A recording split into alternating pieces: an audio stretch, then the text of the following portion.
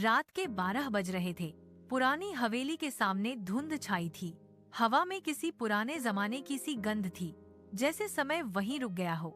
दरवाजे पर ठक ठक ठक की आवाज गूंजी। दरबान रामू ने टॉर्च जलाते हुए दरवाजा खोला। सामने खड़ी थी एक लड़की सिया। उसके कंधे पर बैग था, आंखों में आत्मविश्वास और चेहरे पर थकान। काका, मैं शहर से आई हूँ। सुना है इस हवेली में किराए पर कमरा मिलता है। रामू ने कुछ पल हवेली की ऊंची दीवारों की तरफ देखा, जहाँ पीली रोशनी वाले बल्ब धुंध में टिमटिमा रहे थे। बेटी, यहाँ अब कोई नहीं रहता। 3 साल पहले एक हादसा हुआ था और तब से रात में यहाँ कोई चैन से नहीं सो पाया। सिया मुस्कुराई। मैं इन बातों पर भरोसा नहीं करती, बस एक हफ्ते के लिए रुकना है। रामू ने गहरी सांस ली, चाबी दी और कहा, अगर कुछ अजीब लगे तो सुबह होने से पहले हवेली छोड़ देना। हवेली में अजीब सन्नाटा था। पुरानी घड़ी की टक टक हर कमरे में गूंज रही थी। सिया ने अपनी चीजें रखीं और खिड़की से बाहर देखा। बगीचे में एक टूटी हुई झूला कुर्सी हिल रही थी, जबकि हवा बिल्कुल नहीं थी। वो थोड़ा झिझकी, फिर बत्ती बुझाकर सोने की कोशिश की, लेकिन तभी दीवार पर कुछ हल्की खरोंचने की आवाजें आईं। किर किर किर। वो उठी, टॉर्च ऑन की, कुछ नहीं था। फिर देखा शीशे पर किसी ने उंगली से लिखा था, मुझे ढूंढो। उसका दिल जोर से धड़कने लगा। वो भागकर कमरे की बत्ती जलाई, पर शीशे से वो शब्द गायब थे। अगली सुबह सिया ने रामू से पूछा, ऊपर वाला कमरा बंद क्यों है? रामू ने डरते हुए कहा, वो कमरा मत खोलना बेटी। वहाँ पहले की किराएदार आर्या ने खुद को फांसी लगा ली थी। तब से वहाँ से रोने की आवाजें आती हैं। किसी ने दरवाजा खोला तो फिर कभी नहीं मिला। सिया ने मन ही मन सोचा, शायद यही मुझे ढूंढो का मतलब है। रात को वो चुपके से ऊपर गई। सीढ़ियों पर चलते हुए हर कदम के साथ लकड़ी कराह रही थी। ऊपर पहुंचकर उसने दरवाजे का ताला देखा, आधा टूटा हुआ। अंदर से हल्की रोशनी और सिसकियों जैसी आवाजें आ रही थीं। वो बोली, कौन है वहाँ? कोई जवाब नहीं। उसने दरवाजा धक्का देकर खोला। अंदर अंधेरा और धूल भरी गंध थी। कमरे के बीचों बीच एक पुराना आईना रखा था और दीवार पर लिखा था, मेरा नाम आर्या है। आईने में उसने देखा एक लड़की सफेद कपड़ों में, बाल बिखरे हुए, नीली आंख। वो धीरे धीरे आईने के अंदर से बाहर आने लगी। सिया पीछे हट गई, डर से कांपते हुए बोली, तुम कौन हो? लड़की की आवाज आई, मैं आर्या हूँ। मुझे धोखा देकर यहाँ मार दिया गया था। मेरी लाश हवेली के तहखाने में है। मुझे शांति चाहिए, मुझे ढूंढो। फिर अचानक बिजली चली गई। आईने में आर्या का चेहरा बदल गया। वो अब भयानक विकृत चेहरा था, आंखें खाली गड्ढों जैसी। सिया की चीख पूरी हवेली में गूंजी, आहा। सुबह रामू ने देखा सिया फिर गायब थी। कमरे में बस आईना टूटा पड़ा था। वो डरते डरते तहखाने तक गया। वहाँ मिट्टी के बीच एक पुराना लॉकेट पड़ा था, जिसमें 2 तस्वीरें थीं, एक सिया की और दूसरी आर्या की। रामू के हाथ कांप गए। वो बड़बड़ाया, ये कैसे हो सकता है? सिया तो आर्या जैसी ही दिखती थी। अचानक तहखाने की दीवार से आवाज आई, धन्यवाद, अब मैं आजाद हूँ। दीवार के भीतर से ठंडी हवा निकली और उस दिन के बाद हवेली हमेशा के लिए वीरान हो गई। 3 महीने बाद गांव के किनारे वो हवेली फिर चर्चा में आ गई थी। लोग कहते थे, रात को हवेली के अंदर से किसी लड़की की चीखें आती हैं और आईने से नीली रोशनी झिलमिलाती है। इसी बीच शहर से एक पत्रकार आरव वहां पहुंचा। उसे सिया की गुमशुदगी की खबर पर डॉक्यूमेंट्री बनानी थी। रामू बूढ़ा हो चुका था, मगर अब भी हवेली की रखवाली करता था। आरव ने पूछा, काका, आप ही बताइए, उस रात क्या हुआ था? रामू ने कांपती आवाज में कहा, साहब, सिया नाम की लड़की आई थी और फिर वो भी उसी के साथ चली गई जो पहले थी। आरव चौंका, मतलब आर्या? रामू की आंखें फटी रह गईं। आपको कैसे पता उसका नाम आर्या था? आरव बस हल्का मुस्कुराया, शायद मुझे आने से पहले ही किसी ने बता दिया।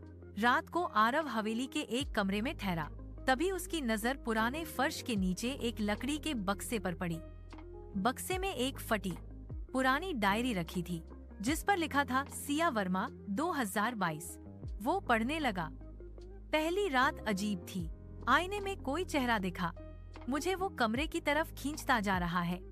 वो कहती है, मैं ही उसकी परछाई हूँ। अगर कोई ये डायरी पढ़ रहा है तो मुझ पर भरोसा करो, मैं मर चुकी नहीं हूँ, मैं आईने के अंदर हूँ। आरव के हाथ कांपने लगे। कमरे में अचानक ठंडी हवा चली और डायरी के पन्ने अपने आप पलटने लगे। आखिरी पन्ने पर लिखा था, अगर मुझे बाहर निकालना है तो आईने से बहाना होगा। अगले दिन रात में आरव तहखाने में गया। वहाँ टूटा हुआ आईना अब भी रखा था। वो झुका और देखा कि शीशे के अंदर किसी की आंखें उसे देख रही थीं। वो धीरे से बोला, सिया, क्या तुम सुन सकती हो? अचानक आईने में सिया का चेहरा उभर आया। वो चिल्लाई, मदद करो, मुझे बाहर निकालो। आईना तुरंत चमकने लगा और उस चमक के भीतर से सिया बाहर गिर पड़ी। वो सांसें ले रही थी, कांप रही थी, लेकिन जिंदा थी। आरव ने उसे थामा। तुम जिंदा हो, ये कैसे मुमकिन है? सिया ने डरते हुए कहा, मुझे आर्या ने अंदर बंद किया था, वो मर चुकी नहीं है, उसका बदला अभी पूरा नहीं हुआ। तभी हवेली के दरवाजे अपने आप बंद हो गए। चारों तरफ अंधेरा फैल गया। आईने के टुकड़े हवा में उड़ने लगे और उनमें से आर्या की परछाई उभर आई। वो चिल्लाई, सिया, तुमने मेरी जगह ले ली थी, अब तुम्हें वहीं रहना होगा जहां मैं हूँ। आरव ने सिया को पीछे खींचा, मगर अचानक आर्या का हाथ आईने से बाहर आया। उसने आरव का गला पकड़ लिया और कहा, अब कोई नहीं बचेगा। कमरे की सारी लाइटें फट गईं। एक तेज आवाज हुई और सब कुछ अंधेरे में डूब गया। सुबह जब पुलिस पहुंची, हवेली फिर खाली थी। बस जमीन पर टूटी डायरी और थे। डायरी के आखिरी पन्ने पर किसी ने नया वाक्य लिखा था, अब सिया नहीं, आर्या जिंदा है। कई साल बाद शहर के एक फ्लैट में आरव का कैमरा खुद ऑन होता है। रिकॉर्डिंग में दिखता है सिया जैसी दिखने वाली लड़की, जो आईने में खुद को देखकर मुस्कुरा रही है और कैमरे के पीछे से एक फुसफुसाहट आती है। अंधेरी हवेली फिर से जाग चुकी है। शहर की भीड़ में एक नई लड़की सबका ध्यान खींच रही थी, नाम सिया, मगर उसके भीतर अब कोई और था। वो रात को जागती, आईने के सामने घंटों बैठी रहती और धीरे धीरे उसकी आंखों का रंग नीला होने लगा।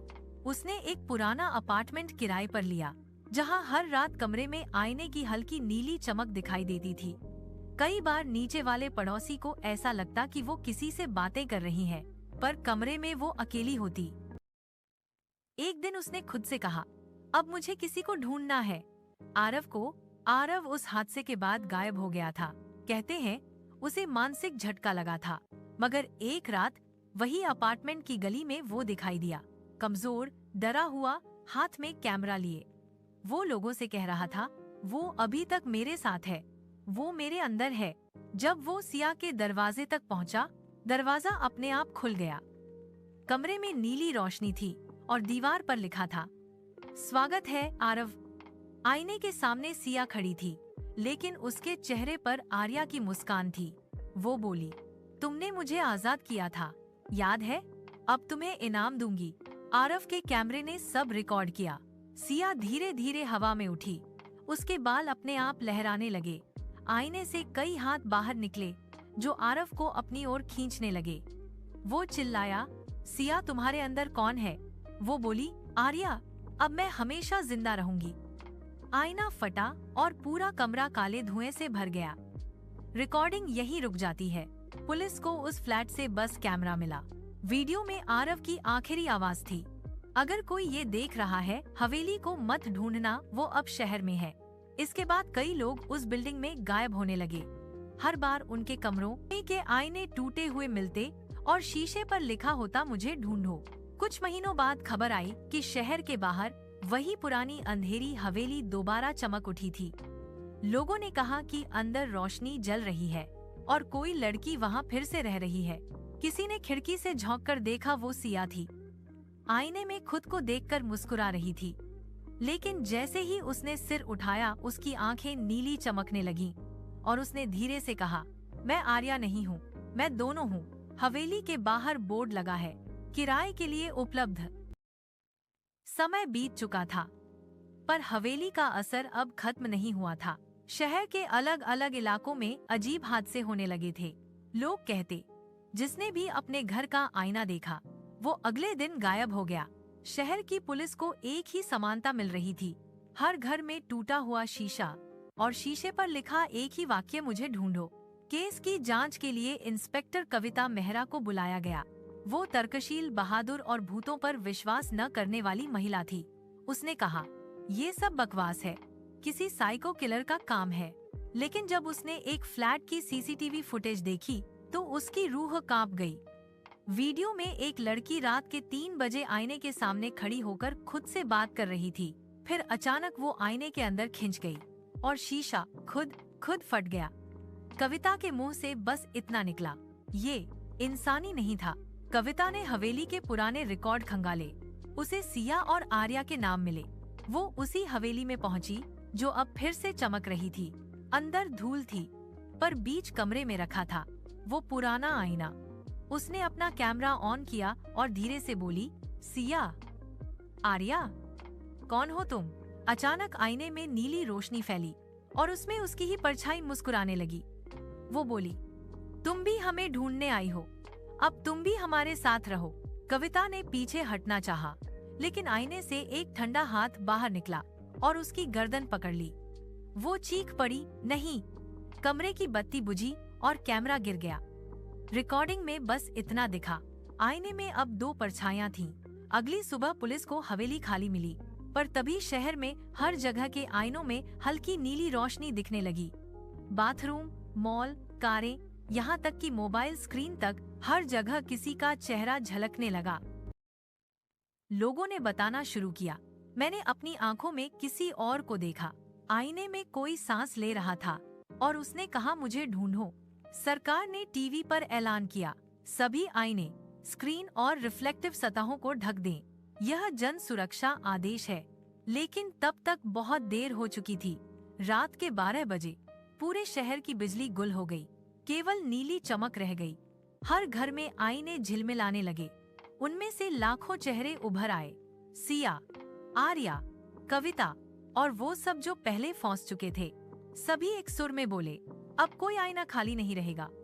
शहर की हर स्क्रीन पर बस एक चेहरा दिखा, आर्या का, जो मुस्कुरा रही थी। वो बोली, मैं अब हवेली नहीं, पूरा शहर हूँ। और फिर सब कुछ अंधेरे में डूब गया। अगली सुबह अखबार की हेडलाइन थी, पूरे शहर में 327 लोग रहस्यमय तरीके से लापता। लोगों का दावा, रात भर आईने बोलते रहे और तस्वीर के नीचे लिखा था, अंधेरी हवेली का मामला दोबारा खुला। रात का समय, एक सरकारी प्रयोगशाला में कुछ वैज्ञानिकों ने आईना श्राप पर रिसर्च शुरू की थी। उनमें से एक थी डॉ. अन्वी मेहरा, जो इंस्पेक्टर कविता की बहन थी। वो किसी भी तरह अपनी बहन को आईने से वापस लाना चाहती थी। एक दिन उसने एक प्रयोग किया, आईने पर लेजर की किरणें डालीं और अचानक पूरा कमरा हिल गया। आईना चमकने लगा और उसके अंदर से ठंडी हवा और अंधेरा धुआं बाहर निकला। वो चीखी, सिस्टम बंद करो, जल्दी। पर तब तक बहुत देर हो चुकी थी। आईने ने उसे अपनी तरफ खींच लिया। डॉ. अन्वी ने आंखें खोलीं। वो अब किसी उल्टी दुनिया में थी। हर चीज चमकदार थी, लेकिन उल्टी घड़ी उल्टा चल रही थी।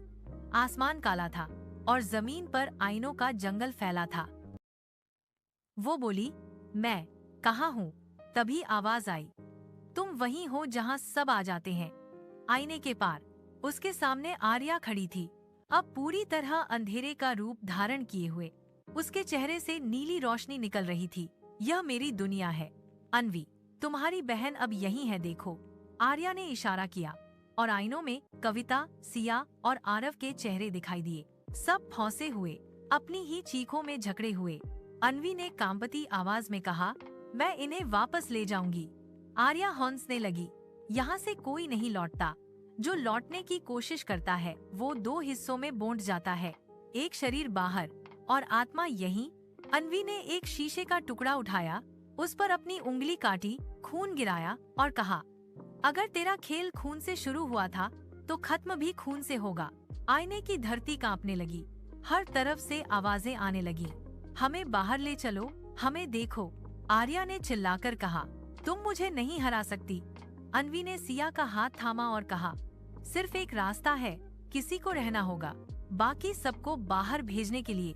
सिया ने आंसू भरी आंखों से कहा, मैं रहूंगी, क्योंकि मैंने ही ये सब शुरू किया था। आर्या ने चीख मारी और पूरा आईना फट गया। धुआं और नीली बिजली एक साथ फटने लगे। सिया मुस्कुराई। अब आर्या, तू अकेली नहीं रहेगी, मैं तेरे साथ हूँ। और फिर दोनों परछाइयां, सिया और आर्या, एक दूसरे में समा गईं।